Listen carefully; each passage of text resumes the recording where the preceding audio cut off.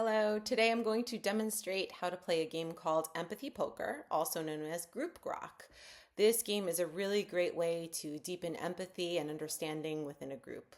So before we get started, I'll introduce you to our participants who will be demonstrating the game. These are my daughter's friends, and this will be the volunteer, and these will be the ones to make the guesses. So here's how it works.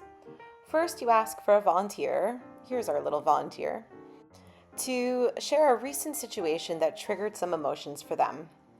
It could be anything with a moderate intensity level, around a 3 to a 5. For example, they might talk about a disagreement that they had with their partner regarding plans for a social gathering. Once the volunteer has shared their story, ask them to choose 1 or 2 feelings cards that matches their experience. For instance, they might select cards representing feeling surprised or disappointed, which they can set on the table in front of them. Next, the rest of the group will divide the needs cards between them and take turns guessing the needs connected to the volunteer's feelings using any relevant cards that they have in their hand. The rest of the group will use phrases like, "Were you feeling surprised and disappointed because you needed blank?" Or, "I heard you mention something about blank. Were you needing blank?" For instance, one participant might guess that the volunteer felt surprised and disappointed because they needed consideration for their plans and preferences.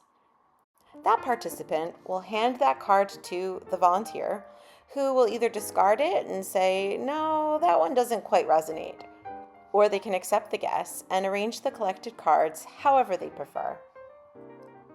Another participant might guess that the volunteer needed clear communication and collaboration. Another participant might guess respect for their time and effort, or harmony in their relationships, and so on. The guesses can continue until the volunteer says that they feel complete, or until a timer goes off, depending on how the activity is being held. This process helps groups skillfully practice empathy guessing without going into a lot of story, analysis, or other empathy knots.